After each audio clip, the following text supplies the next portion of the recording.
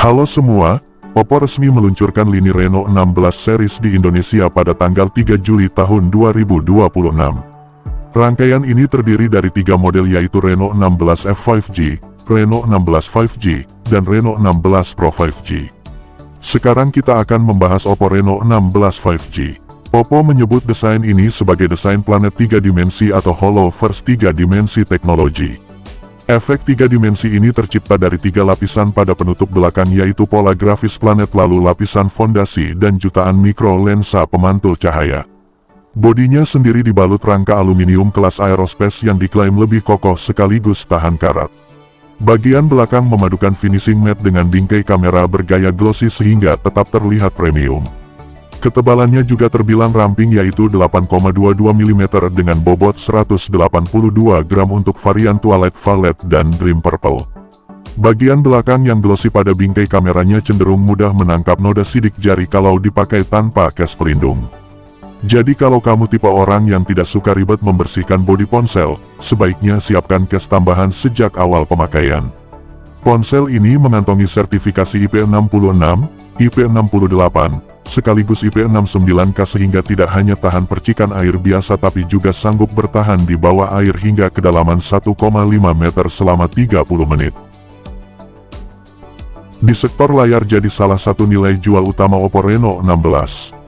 Panel yang digunakan sudah AMOLED berukuran 6,32 inci dengan resolusi 2640x1216 piksel dan rasio layar ke bodi mencapai 93,4%.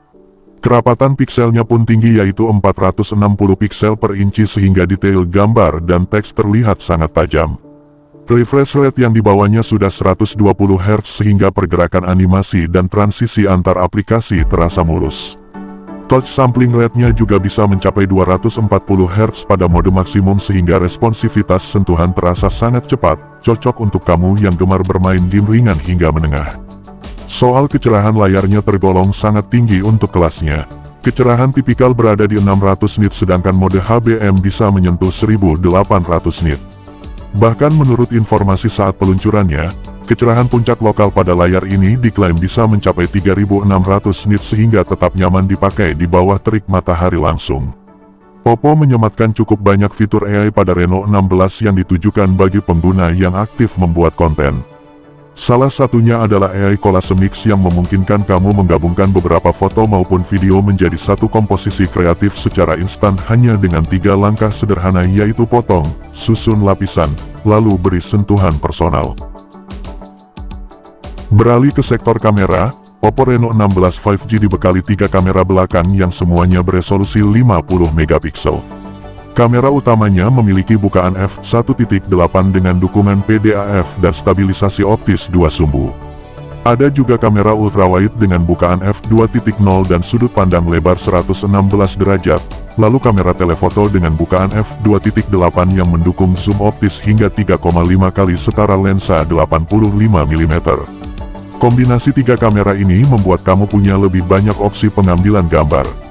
Mau memotret pemandangan luas, potret dengan bokeh natural, atau objek yang agak jauh, semuanya bisa dilakukan tanpa perlu mengandalkan digital zoom yang biasanya menurunkan kualitas foto. Oppo membekali Reno 16 dengan kamera selfie 50 megapiksel ultrawide dengan sudut pandang sekitar 100 derajat. Sudut pandang selebar ini dirancang khusus supaya foto bersama teman atau keluarga bisa masuk semua ke dalam satu bingkai tanpa perlu tongsis atau mengatur jarak yang rumit.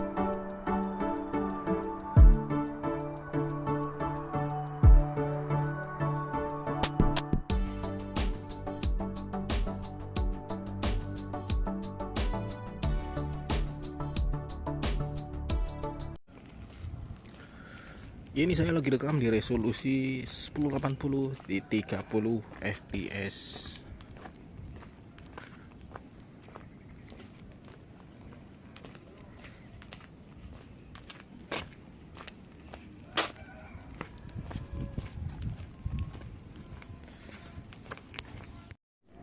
Sekarang kita gunakan di resolusi 1080 60 fps. Ini dibuat sambil jalan, hasilnya seperti ini.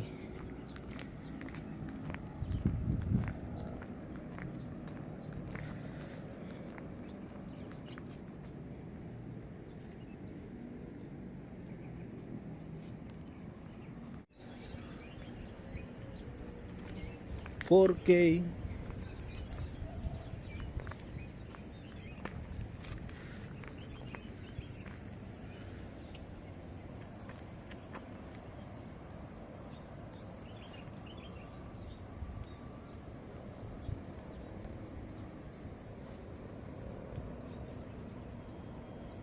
Inilah suasana di Jakarta, tepatnya di daerah Roksimas.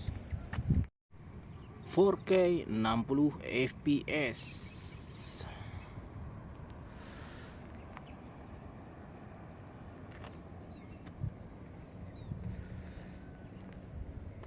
Bisa terlihat itu ada sebuah masjid besar ya.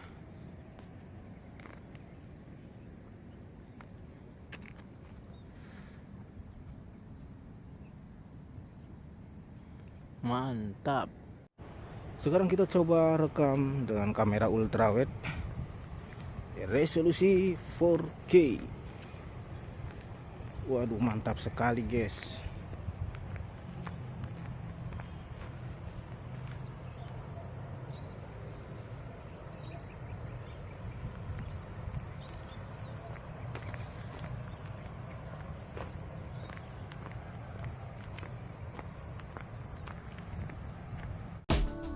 Untuk urusan dapur pacu, HP ini mengandalkan chipset Qualcomm Snapdragon 7 Gen 4. Konfigurasinya terdiri dari 8 inti CPU yaitu 1 inti Cortex 720 berkecepatan 2,8 GHz, 4 inti Cortex 720 di 2,4 GHz, dan 3 inti Cortex 520 di 1,8 GHz.